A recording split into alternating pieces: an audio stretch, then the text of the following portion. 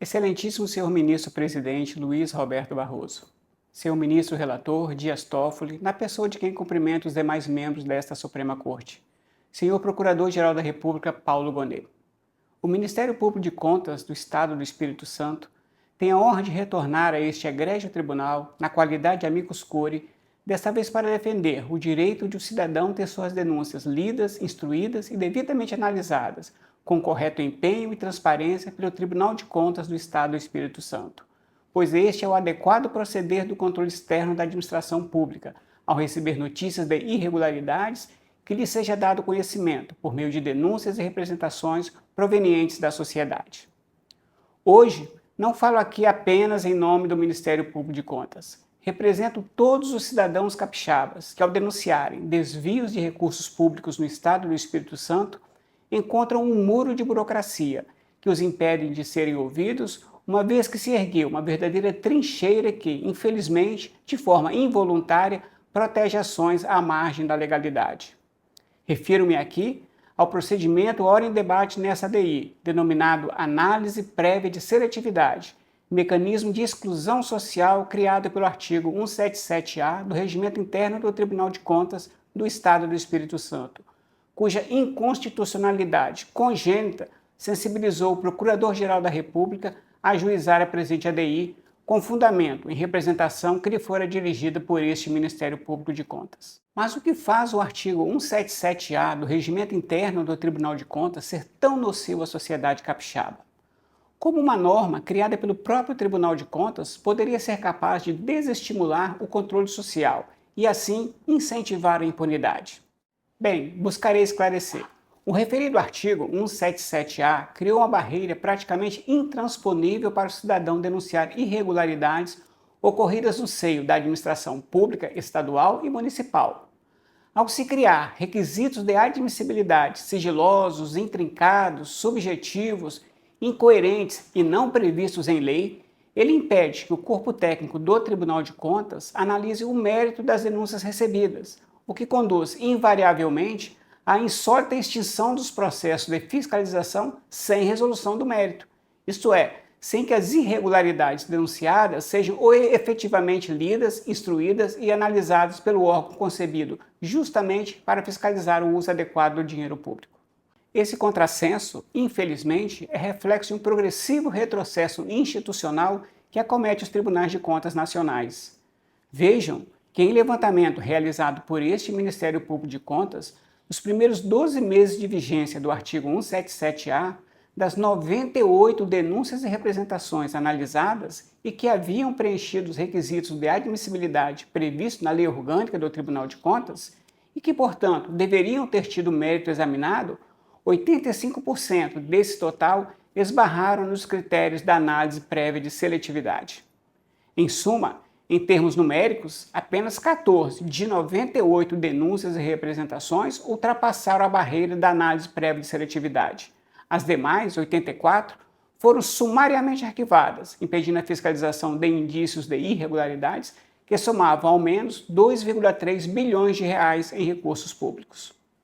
Diante desse estado de letargia fiscalizatória, questiona-se: os tribunais de contas podem se recusar a analisar o mérito de denúncias de irregularidades que preenchem os requisitos de admissibilidade previstos em lei? A falta de estrutura adequada dos tribunais de contas legitima a criação de mecanismos que restringem o exercício do controle social? Senhora ministra, senhores ministros, imaginem a hipótese de o Supremo Tribunal Federal, sob o fundamento de aprimorar a eficiência administrativa, instituir procedimento sigiloso e desprovido de controle social nos moldes da análise prévia de seletividade adotada pelo Tribunal de Contas, tendo por finalidade reduzir o volume processual em decorrência da insuficiência do quadro de servidores. Seria concebível que esta Suprema Corte, guardiã da Constituição, assim como os tribunais de contas, adotasse requisitos de admissibilidade ocultos não previstos em lei para determinar quais cidadãos merecem ter acesso à justiça? Evidentemente, a resposta que se impõe para tais questionamentos é negativa. Mas um olhar apressado e superficial sobre a redação do artigo 177-A do Regimento Interno do Tribunal de Contas pode não alcançar suas consequências lesivas para o controle social da administração pública. E para auxiliar nessa compreensão, faz-se necessário esclarecer a distinção entre dois aspectos. Primeiro, os critérios de seleção do objeto de auditoria aplicáveis à fiscalização iniciada de forma espontânea pelo Tribunal de Contas. E segundo, os requisitos de admissibilidade aplicáveis à fiscalização realizada em resposta à denúncia formulada pelo cidadão. Vejamos então. Quando o Tribunal de Contas decide instaurar procedimento fiscalizatório de forma autônoma, isso é, sem a provocação específica do cidadão por meio de denúncia, aplicam-se ao universo de possíveis objetos de auditoria, naturalmente, os mais diversos critérios de seleção, como o risco, a relevância, a oportunidade, materialidade, gravidade, a urgência, a tendência. Ou seja, como não é possível fiscalizar tudo ao mesmo tempo, seleciona-se parte com base na valoração desses critérios. O problema surgiu quando a aplicação desses critérios de seleção foi inadvertidamente expandida para as denúncias e representações por meio do artigo 177-A, desdobrando-se em uma infinidade de parâmetros que tornam praticamente impossível atingir a pontuação mínima necessária para que o tribunal examine o mérito das irregularidades. Naturalmente, não faz sentido algum que tais critérios sejam opostos ao cidadão, como condição para que o mérito das irregularidades denunciadas seja analisado pelo tribunal. Ora, qual a pertinência de um órgão de controle externo deixar de fiscalizar indícios de irregularidades denunciadas por cidadão porque a última prestação de contas do gestor foi aprovada? Ou ainda porque não há relato anterior de fraude ou corrupção na unidade gestora? É um completo despautério. Uma vez que o cidadão, amparado pelo direito fundamental de exercer o controle social, decide deflagrar um procedimento fiscalizatório, apresentando ao Tribunal de Contas indícios de irregularidades cometidas no âmbito da administração pública,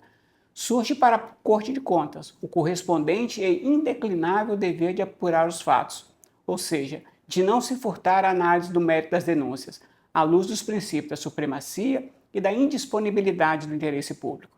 E nessa hipótese, por óbvio, aplicam-se apenas os requisitos de admissibilidade previstos na lei, de modo a não criar obstáculos que dificultem ou até mesmo frustrem por completo o exercício do controle social.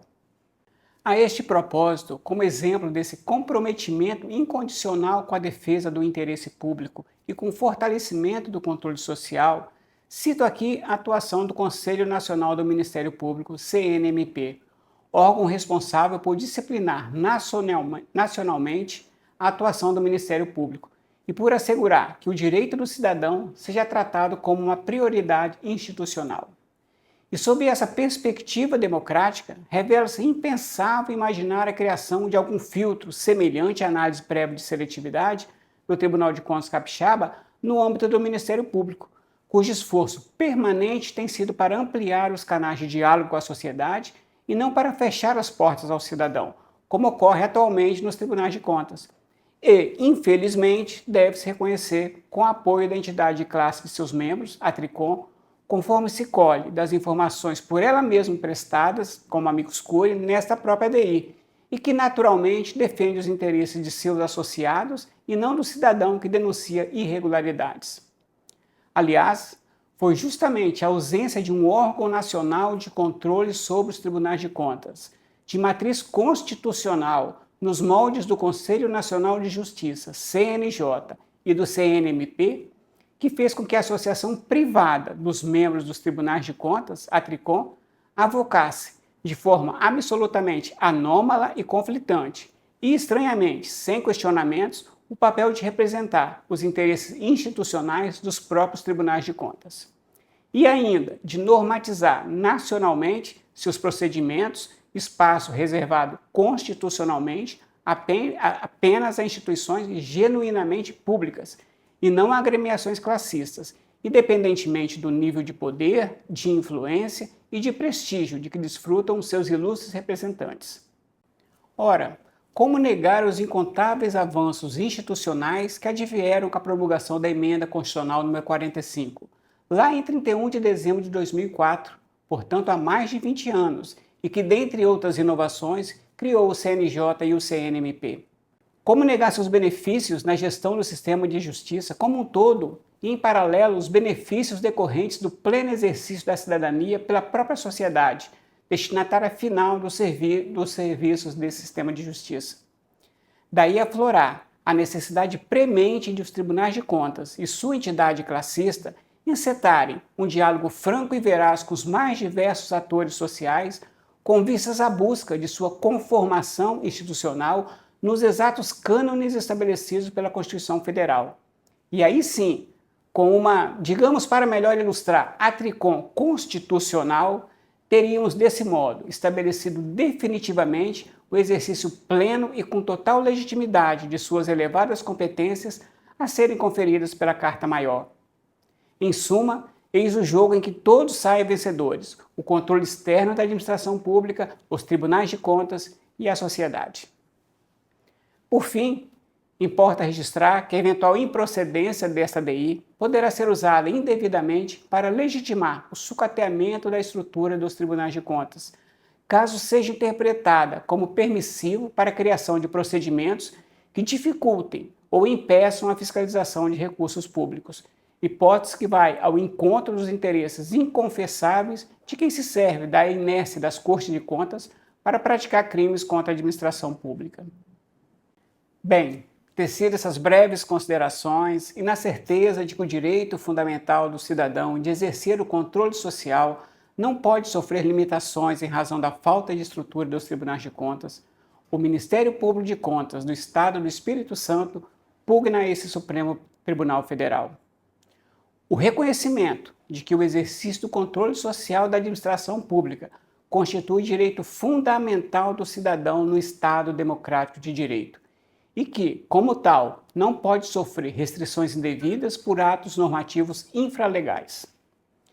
O reconhecimento da inconstitucionalidade formal e material do artigo 177-A do Regimento Interno do Tribunal de Contas do Estado do Espírito Santo e de todos os atos que o regulamentam, assim como de qualquer interpretação do referido artigo 177-A que impeça o Tribunal de Contas de analisar o mérito das denúncias e representações que preencham os requisitos de admissibilidade estabelecidos pela própria Lei Orgânica do Tribunal, Lei Complementar Estadual 621/2012. A atribuição de efeito retroativo ao acórdão a ser proferido nesta DI, tornando nulas todas as decisões do Tribunal de Contas que promoveram o arquivamento indevido de denúncias e representações com fundamento no artigo 177-A do seu regimento interno, de modo a viabilizar o desarquivamento dos processos para a efetiva análise do mérito das irregularidades. E na remota hipótese de o artigo 177-A ser considerado constitucional, reconheça a inconstitucionalidade do caráter sigiloso atribuído ao artigo 8º da Resolução 375/2023 aos indicadores, parâmetros e pontuação utilizados na análise prévia de seletividade,